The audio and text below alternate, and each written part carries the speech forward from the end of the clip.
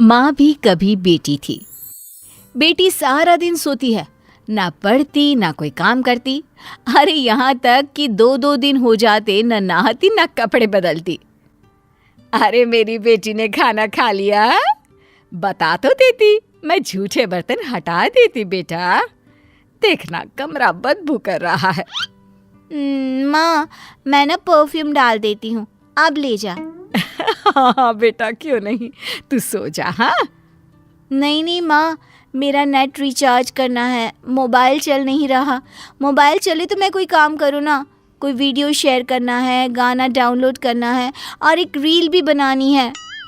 माँ की आंखों में आंसू आ जाते हैं। हाय रे मेरी बेटी, इतना सारा काम करेगी, अरे थक जाएगी मेरी लाल, थक जाएगी। क्या करे माँ, अब इस दुनिया में आए हैं तो यहाँ के हिसाब किताब से तो रहना ही होगा। जीवन है अगर जहर तो पीना ही पड़ेगा। क्यों? क्या है ये, माँ बेटी का नाटक फिर से शुरू हो गया। फिर दोनों ने घर को आलस खाना बनाना शुरू कर दिया। बाहर निकल, देख तेरी उम्र की लड़कियां क्या क्या कर रही है, कितनी तरक्की कर रही है, और एक तू है। अरे कैसी बात कर रहे हैं जी, कहाँ बाहर जाएगी, मौसम देख रहे हैं आप कितना गर्म है। अरे नहीं नहीं बिटिया, अरे तो कौन सा पैदल जाना है, बाहर एसी की बस चल रही है, क्लास में एसी लगा है। अरे ये बच्ची को क्या बना रही हो तुम। देखिए आप ना ऐसा मत बोलिए, मैं जानती हूँ बेटी का जीवन कैसा होता है।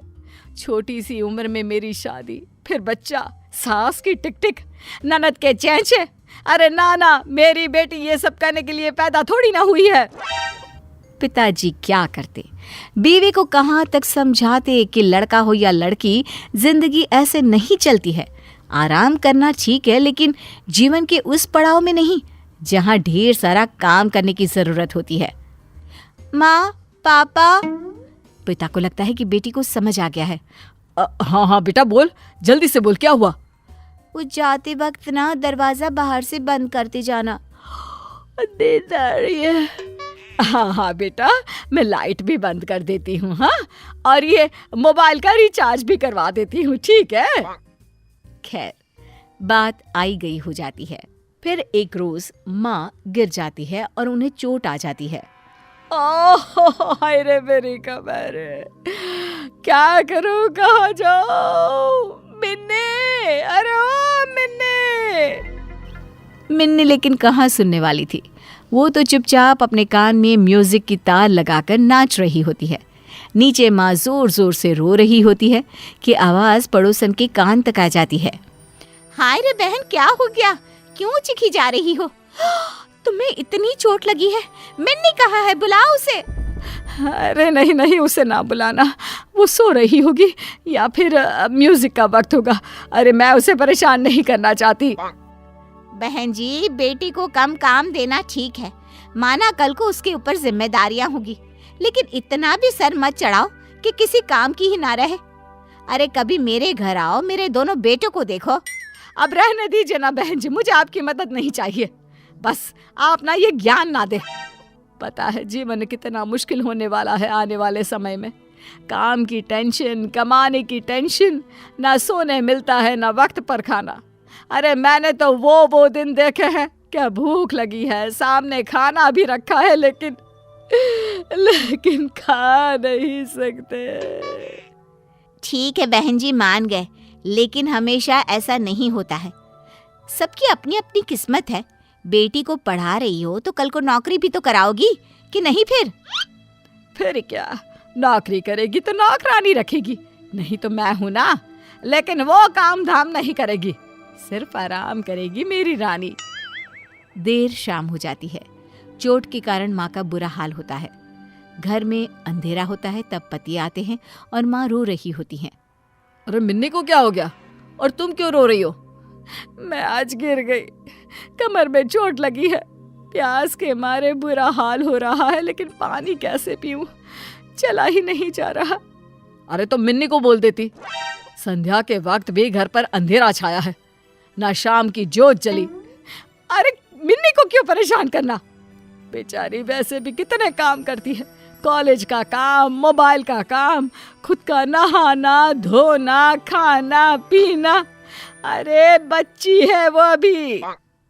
पति को गुस्सा आ जाता है। वो जोर से मिन्नी को आवाज देते हैं। क्या हो गया पापा? काम था तो कमरे में आ जाते, क्यों इतनी जोर से चिल्ला रहे हैं? आदत नहीं है मुझे, जानते तो हैं आप। मिन्नी तुम्हें पता है, तुम्हारी माँ आज गिर पड़ी, उन्हें चोट लग गई है। तुम उन्हें डॉक्टर के पास तो छोड़ो, ये भी देखने नहीं आई कि उन्हें हुआ क्या है। प्यास लगी है, चल नहीं पा रही है, लेकिन मजाल है कि तुम एक गिलास पानी भी दे दो। ओ मम्मी, क्या हो गया? कैसे गिर गई? वही मैं बोलूं कि कॉफी के वक्त कमरे में कॉफी देने क्यों नहीं आई? माँ, दर्द तो नहीं हो रहा ना?